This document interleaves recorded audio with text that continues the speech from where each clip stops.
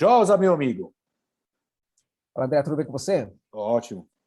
E você? Meu querido, vamos falar aqui hoje sobre técnicos italianos. O pessoal sempre pergunta, André, qual é o melhor técnico italiano, qual técnico está se destacando, qual é o técnico que pode fazer a diferença no campeonato italiano.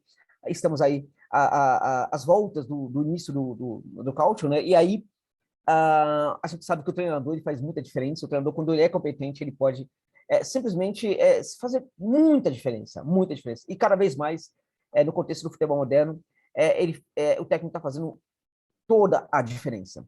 A gente está entrando no contexto do futebol em que o coletivo está se sobressaindo cada vez mais em relação às individualidades, né? Então, nesse contexto, a gente precisa reconhecer que o técnico, cada vez mais, ele é persona importante ali da equipe, é sim um dos responsáveis pelos resultados da equipe e tudo mais. Aqui no Brasil fala-se muito que o técnico não tem muito tempo para trabalhar, tá? Essa conversa toda como se em outros lugares do mundo, né, os técnicos tivessem, claro, aqui pode até ser um pouco mais pressionada, mas o problema é que quando se usa isso como desculpa para passar pano, para aliviar para esses técnicos brasileiros, que em sua boa maioria não passa de profissionais incompetentes, né? Evidentemente que quando há bons técnicos, aqui sempre são dignos de elogio, mas o grande problema, André, é que a gente tem um contexto aqui no Brasil que é o seguinte: a gente tem o técnico mais antigo, que tem um olhar que já não dá mais conta, né, dos acontecimentos do jogo.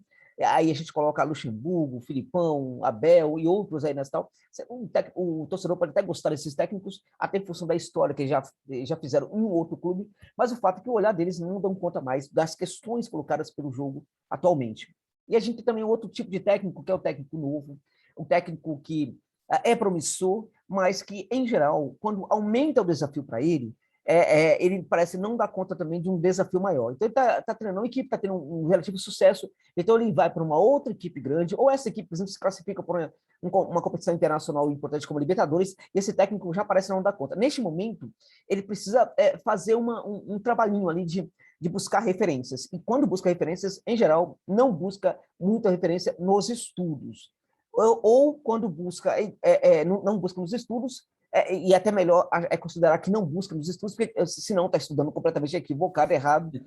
Mas, via de regra, vão atrás dos grandes técnicos aqui do futebol brasileiro. Os recentes, os que estão em voga, os que ainda estão treinando as equipes. Então, vão atrás do Luxemburgo, do modelo do que é o Luxemburgo, do modelo do que é o Abel, do que é tal. Só que, vamos pensar no Luxemburgo, por exemplo, eles sequer vão atrás do Luxemburgo que surgiu no Bragantino, que foi muito importante para o Palmeiras, foi muito importante para, enfim, outras equipes do futebol brasileiro, um dos grandes técnicos do mundo, quando foi muito bom. Eles vão atrás do Luxemburgo decadente, né? Então, a gente tem, então, um contexto de técnicos mais antigos, que não tem funcionado muito.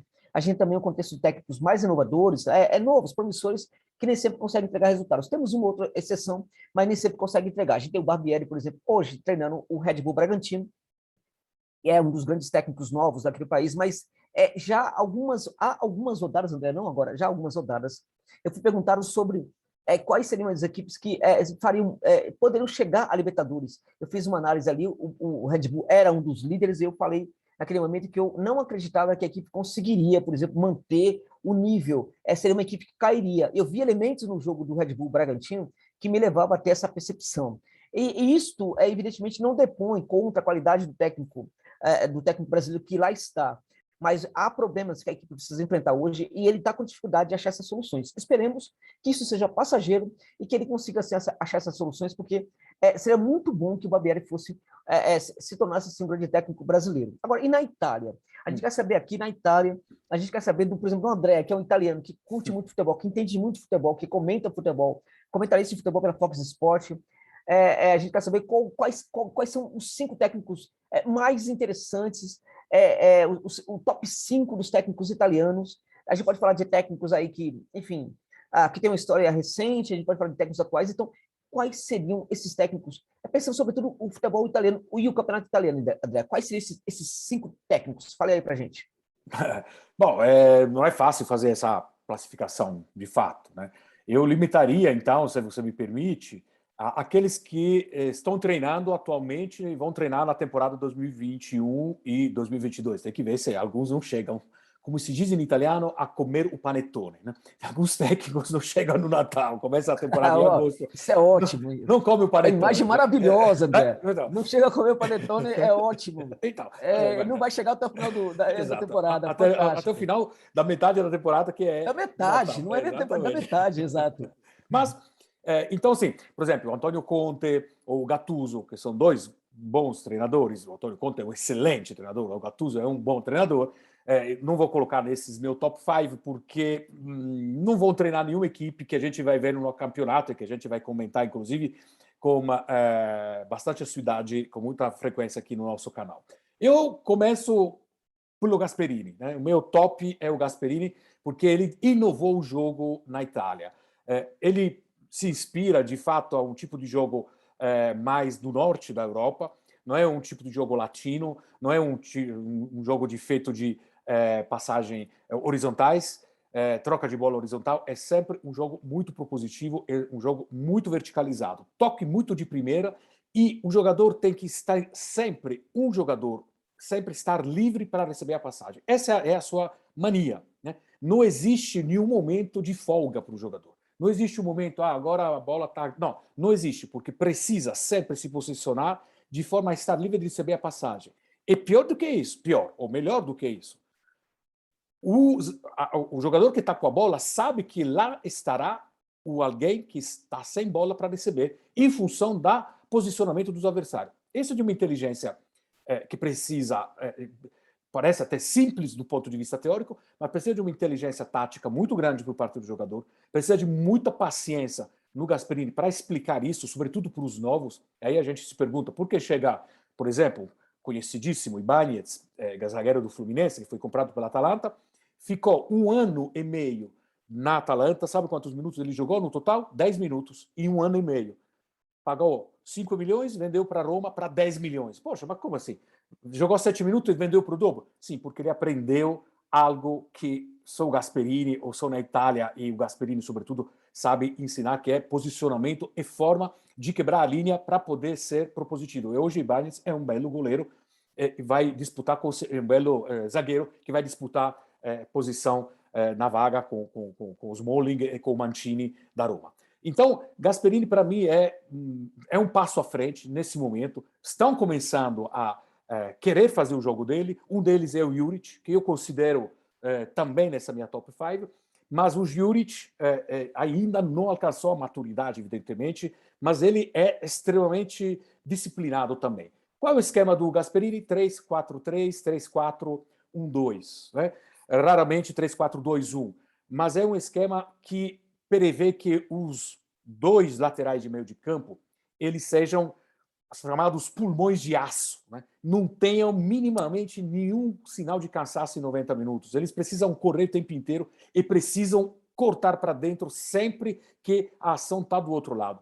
Quantos gols que o Gosens fez? Gosens, lateral da Alemanha, fez 11 gols na temporada passada. Um lateral, né?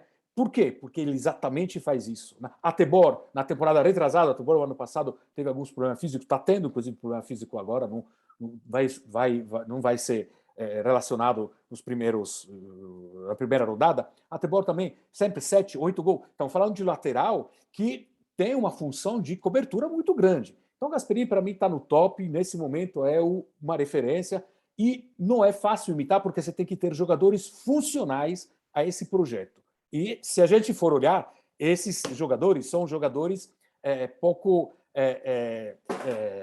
presentes, né, no panorama assim, da Europa. Você precisa ir buscar, pensar, porque são aqueles que ele precisa. Perfeito. Aí tem uma questão de, para você conseguir esse tipo de trabalho aí de sucesso, é necessário ter um treinamento muito árduo, né? E neste treinamento é necessário também que o jogador preste bastante contribuição, se integre muito aos treinamentos, faça um esforço para ter um entendimento, porque o técnico é um técnico que cobra bastante do jogador e não é muito paciente para ficar explicando e reexplicando, né? Então, ele não tem muita essa paciência, embora ele seja muito bom também para fazer esses jogadores funcionarem. A contratação da Atalanta, portanto, é muito rigorosa, né, na busca de perfis, porque os perfis têm que ser adequados, né? Então, a gente está falando, portanto, também de um clube que funciona muito bem para entregar resultados para esse técnico, porque confia que o técnico vai fazer a sua parte e ele faz muito bem. Você falou do Juric, né? Ele está no top 5 seu também, né? No que ele é tão parecido com o Gasperini e ainda no que ele precisa melhorar para chegar no nível do Gasperini, André? Ele está no meu top 5, digamos assim, entre quarto e quinto lugar, né? Digamos, na minha preferência, tem o Allegri e o Sarri. O Sarri e o Allegri antes dele, com certeza, né? Mas o Juric, ele tem uma questão muito voltada à questão da preocupação com a defesa, que acaba estragando um pouco, ou melhor, a palavra não é certa, não é estragando, mas deturpando um pouco aquilo que precisa ser exatamente o esquema que ele quer, se quiser de fato imitar o imitar, ou tentar fazer uma versão própria daquilo que é o esquema muito vencedor do Gasperini. Então, ele está com essa preocupação agora e não consegue dar aquela liberdade para os seus zagueiros de tocar a bola e de sair andando. Precisa ter confiança, né? Ele precisa que os... E aí, possivelmente, é uma questão de qualidade, né? Aí, até onde vai a preocupação do treinador e dizer, bom, se eu vou dar essa função para o meu zagueiro, mas eu tenho certeza que esse zagueiro não vai cumprir isso 100%, porque será uma vez, tudo bem, dependendo da situação, mas se começar a errar muitas vezes, você praticamente coloca em risco o implante do jogo totalmente. Então, essa preocupação que o Juric tem de manter ainda o jogo um pouco mais conservador, vai estar ainda penalizando um pouco o jogo dele. Mas o que ele é muito interessante é como que ele utiliza os laterais, os externos. Eu gosto muito desse tipo de jogo dele. Eu gosto muito como os externos também se centralizam, como eles se cruzam, como às vezes trocam de lado. E também essa função dos dois volantes, né, que ficam tendo que fazer todo um trabalho em função dos laterais, né? Porque os laterais têm uma liberdade muito grande de correr a faixa inteira, a lateral inteira, e aí os dois volantes precisam sempre se mover de uma forma muito com muita sincronia. E lá não tem, né? No Juric, como no Gasperini também, ele não tem essa questão de a bola passa no regista, né? Passa no playmaker. Não, lá a bola tem que circular e tem que circular para onde pode passar, né? Como diz o Gasperini, a água tem que pergolar, tem que entrar dentro das fixuras da rocha para ficar pura, né? A bola tem que passar para onde tem espaço. Não precisa sempre passar pela mesma pessoa, que é das formas de jogar, por exemplo, de outros treinadores, que às vezes tem esse problema, né? Que sempre o jogo tem que passar para a mesma pessoa, mas se aquela pessoa está sendo bem marcada, isso pode dar problema. A gente viu, por exemplo, na Itália, do Mancini, com Verratti e com Jorginho, que faziam essas duas funções, mas quando a Espanha colocou dois em cima deles, o jogo da Itália começou a ter algum problema. Beleza, André. No top 5, já falamos do Juric, tem também do Gasperini. Vamos então, qual seria... Você, na verdade, aí ele está entre o quarto e o quinto, mas você falou, começou com o primeiro, né? Agora você é obrigado a falar do segundo também. Qual é o segundo para você? Sarri. Porque o Sarri é o Sarri, não porque é toscano, né? Porque senão eu teria colocado o Spalletti também, Semplice. Aliás, você sabe que são 6 os treinadores da Toscana na Série A, né? Como dizem Cassius Clay, é difícil ser modesto quando somos os melhores, né? Mas não porque eu sou toscano, imagina, eu não tenho nada a ver com isso. Allegri, né, que também está nesse grupo do meu top 5, é de Livorno, da mesma cidade onde eu nasci. Mas então, por que Sarri? Porque Sarri ainda é meio que inimitável na forma de jogar, né? Eu estava vendo um jogo amistoso que o Lazio fez contra o Twente, e de fato, passa ano, passa 2 anos, passa 3 anos, e você vê que o Sarri adquiriu uma experiência fenomenal nessa forma de movimentação dos blocos, né? Em 30 metros, em 25 metros, estão lá 10 jogadores, e eles se movem dessa forma. Claro, com todas as entrelinhas, mas entre o mais avançado e o mais arretrado não tem muito espaço. Então, o espaço e essa mobilidade, ela cria muita dificuldade para o meio de campo e a zaga adversária. Porque quando eles vêm em bloco mesmo, né? E não tem muito medo. Claro que os times do Sarri têm esse problema de receber, às vezes, de ficar extremamente vulneráveis por estar muito apoiados, muito avançados, né? Mas é um ponto de força, é uma pressão que acaba esmagando, né, o adversário. Então, eu gosto muito dessa forma de jogar. Ele dá bastante liberdade também aos laterais, dá bastante liberdade ao meio de campo de se movimentar na horizontal. Ele é um jogo muito rápido, né? É um jogo muito rápido, não tem, digamos, nada muito assim, tem que ser assim categoricamente. Importante é sempre saber que num espaço curto eu terei muitas alternativas de tocar a bola.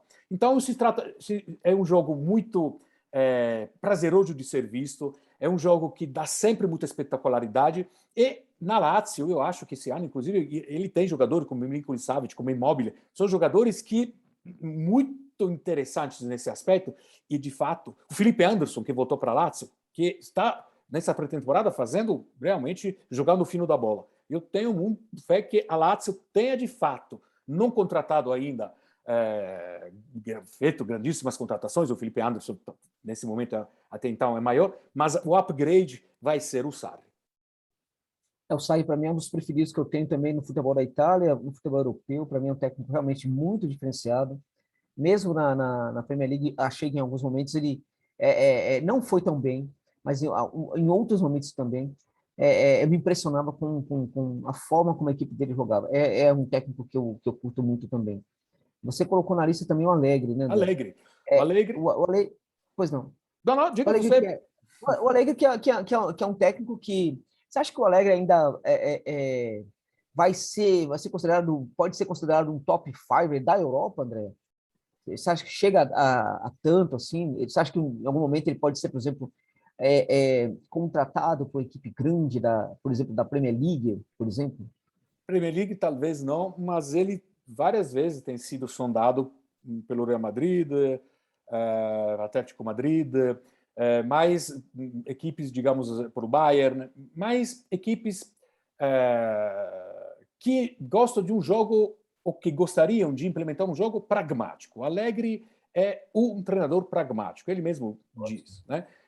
Ele não se fixa muito na questão 4-3-3, ou 4-4-2, ou 4-2-3-1. Ele se fixa na questão do jogador e do jogo, né? Ele, por exemplo, no amistoso contra o Atalanta, que ganhou de 3-2, um 4-4-2 assim, clássico. Eu até lembro de uma live que nós fizemos, alguém perguntou por que no Itália não se joga muito 4-4-2. De fato, não é fácil de se ver. Mas o Allegri não tem problema nenhum com isso. Não tem, ele colocou o Dybala e o Cristiano Ronaldo, né? Com o Cristiano Ronaldo, que, como o Messi fazia no Barcelona, nem pressiona, né? Então, o Dybala é o que tem que fazer a pressão e o Bernardeschi ou o Chiesa, do lado do outro, que são atacantes de verdade, verdadeiros atacantes, mas ele faz um trabalho de cobertura sensacional, né? Que o Allegri quer, né? Então, é um treinador extremamente pragmático e porque para mim é um dos melhores da Itália, é um top europeu, porque ele coloca em campo a formação em base aos seus jogadores. Isso não parece o óbvio, não, porque quanto é comum, e aqui no Brasil você me ensina isso e vejo você falando isso e concordo com isso. Chega o treinador, a minha ideia é essa, tem 20 jogadores aqui, me compra outros 20 porque a minha ideia é essa. Mas aonde que a gente está? Você acha que é o quê? Comprar que nem fosse bala na feira? Não é assim, né?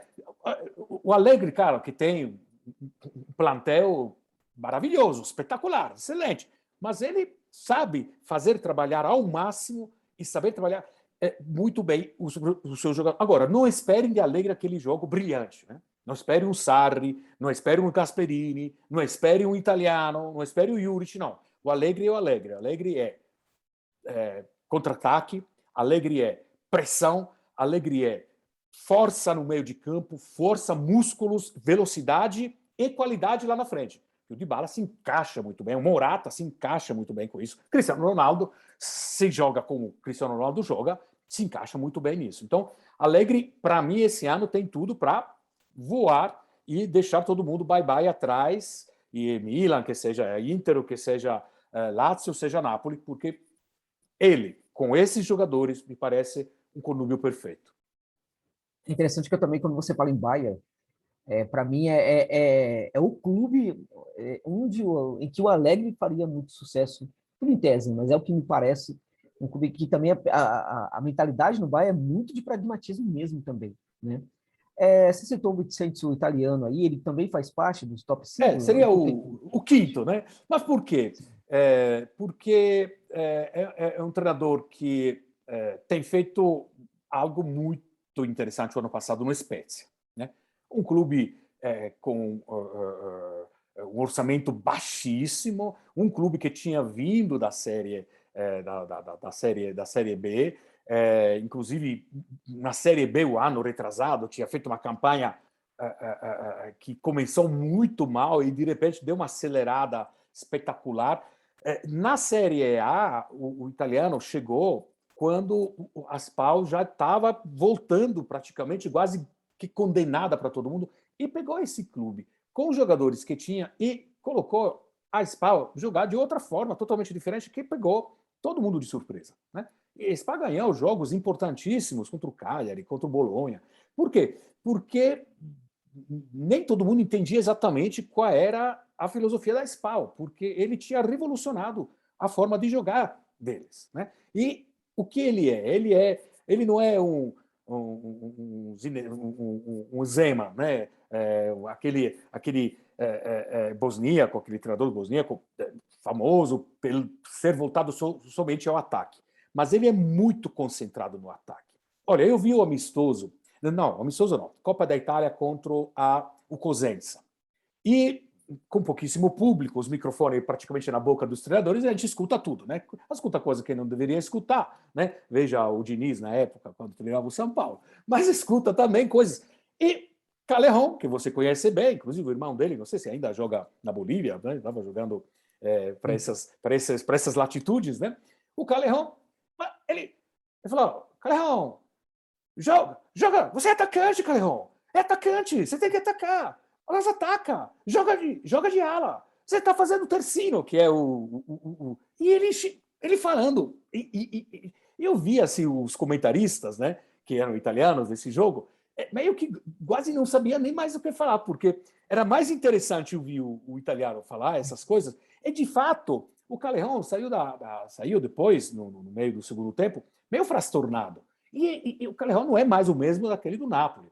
E o italiano não quer um cara. Ele joga um 4-3-3 e precisa que o ala dele seja o atacante. Não que vai lá atrás. Não é que vai no meio de campo. Não quer isso. Então, é brilhante essa forma de construir a fase de ataque. Claro que é muito perigoso se um clube como a Fiorentina, por exemplo, não cuidar de jogadores, ou não manter, ou não contratar, caso vá embora um Milenkovic, por exemplo, ou Petzella, né, que é o capitão do clube da Fiorentina, que é da seleção argentina. Se ele for embora, tem que contratar alguém à altura, porque a zaga ela fica bastante refém de um volume de jogo lá na frente, mas você tem que ter uma certa rapidez, você tem que ter inteligência tática para evitar de levar goleada, né, de 5, de 6 ou de 7. Isso que acontecia com Zema, né, quando ele treinava Pescara, quando ele treinou até a Roma, né, esperando de... Ele sim fazia 7-0, mas também perdia de 5, né, porque tinha esse desequilíbrio. O italiano me parece equilibrado. Eu quero dar um voto de confiança, colocar ele na top 5. Né? Não colocamos aqui, eu acho, o De Zerbi, por exemplo, que tanto eu sei também você, porque a gente fala bastante sobre esse treinador, como um grande treinador, porque ele não está treinando na Itália, mas hoje, por exemplo, ganhou fora de casa contra o Monaco, um belo jogo na playoff da Champions League, tem tudo para entrar na fase de grupo, e a gente vai se divertir muito ver como, de fato, ele implementou o jogo dele em pouco tempo longe da Itália.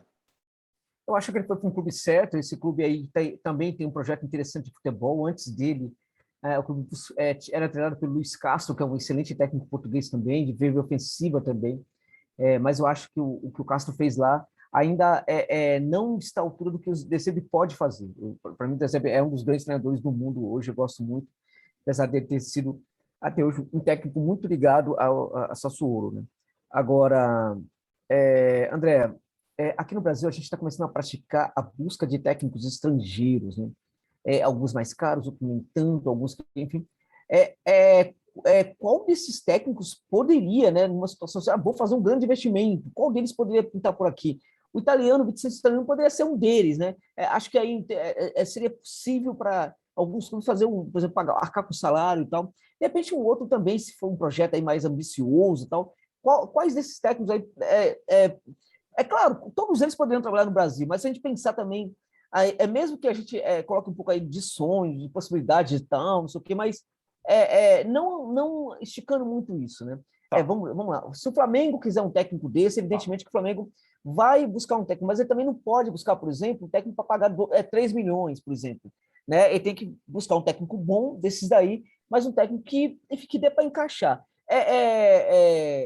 Quais seriam possíveis de pintar aqui no Brasil para fazer um grande trabalho aqui em alguns clubes do Brasil? Olha, se a gente considerar, tirando esses top 5, digamos que são desses jogadores, né, com certeza, eu acho que seria difícil pagar um salário do Sarri, seria muito difícil, impossível para pagar um salário do Allegri. O salário do Allegri é o mesmo do Zinedine Zidane no Real Madrid. Seria impossível pagar um Spalletti, por exemplo. Mas, por exemplo, tem um treinador que eu acho que se daria muito bem no Brasil, que é o Gattuso, que é um treinador cujo empresário é um português, o famoso empresário de o Mendes, né? O famoso empresário de meio mundo praticamente, né? Daqui a pouco vai ser empresário meio seu também, Josa, acho, né? A gente merece. Então, o Gattuso é um jogador, é um treinador, fui jogador, todo mundo conhece, que acompanha futebol, é um treinador que me parece que poderia dar uma vitalidade em algum clube brasileiro. Todos os treinadores que me vêm em mente têm uma coisa que aqui no Brasil poderia ser de fato potencializada: a velocidade de jogo. Né? A velocidade de jogo. Né? Porque o que um treinador brasileiro não gosta muito é quando a bola pega, para no pé e você fica olhando. Né? Não. Velocidade, verticalização, velocidade, sai com a bola, sai.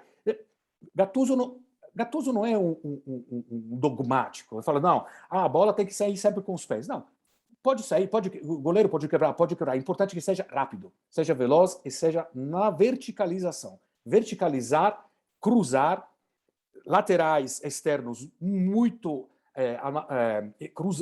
entrosados com o jogo, e um meio de campo sólido, um meio de campo com pés muito bom, né? Com meio de campo muito bom, mas muito sólido também. Gattuso me parece, enfim, um elemento, é um salário talvez um pouquinho acima da média, pode ser que seja um salário acima da média, mas né, outro treinador italiano, por exemplo, que poderia ser interessante, que eu admiro bastante, é o Walter Mazzarri. Faz tempo que ele está um pouquinho fora do radar, né? O último grande time que ele treinou foi o Inter, depois treinou o último time mesmo que treinou foi o Torino, não fui bem, né? Mas eu, de fato, vejo que o Torino tem dificuldade em contratar jogadores válidos. Mas o Mazzarri, por exemplo, na época da Inter, na época do Napoli, no Napoli de Cavani, era o Mazzarri que fez aquele Napoli voar, né? E era, de fato, um treinador que acho que no Brasil pode, né? Um 3-5-2 clássico, mas um 3-5-2 para voar, né? Não é 3-5-2 para travar, 3-5-2 para voar. Esse é outro. O Montella, que embora ele tenha feito tenha treinado vários clubes, inclusive o Sevilha, clubes assim prestigiosos, o Milan, etc., não tem conseguido, mas ele tem uma ideia de jogo muito interessante. Ele é um treinador novo e que tem ideias muito interessantes. Ele também seria, por exemplo, um cara que viajaria tranquilamente por um preço bem interessante. Né? E um outro que eu tenho amizade, posso dizer amigo dele, que é o Walter Zenga, que também não tem tido grandes resultados, mas é um treinador que custaria muito menos de muitos treinadores aqui, né? Ele veria pela paixão que tem pelo futebol, né? E ele me pediu numa época, e na época do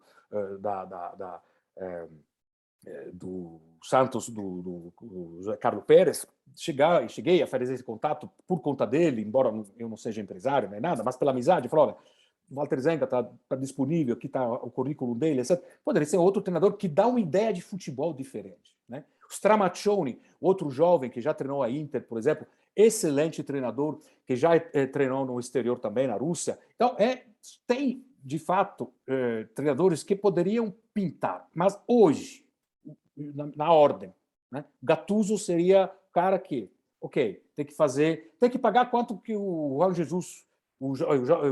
Jorge Jesus era pago. Mais ou menos estamos nesses níveis. Mas, como fui pago uma vez, talvez o outro clube, ou quem for, não estou falando nada relacionado aos atuais técnicos dos clubes. Né? A gente está falando aqui em função de hipótese de uma necessidade de um clube grande que tenha disponibilidade em contratar um grande treinador. Ok. Bom, na verdade, enfim, todos esses técnicos aí são técnicos que poderiam pintar aqui no futebol do Brasil, esses últimos que o André falou, né? Tem aí um também de nacionalidade alemão, italiano, que é o D'Aversa, né? Que fez um trabalho bem legal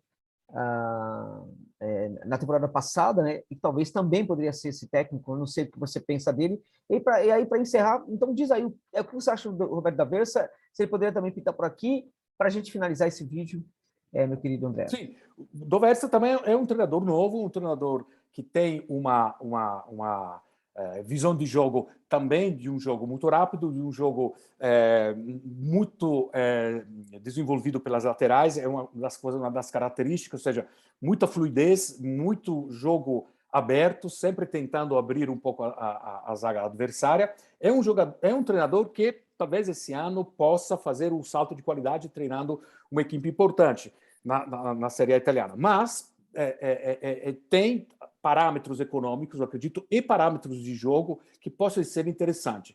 No meu conceito, finalizando, se tiver que contratar alguém de fora, que seja alguém que traga inovação, que traga um futebol diferente, que surpreenda e que possa, de fato, trazer alguma coisa interessante para o público, para os jogadores, para a sociedade, para os clubes, etc, etc.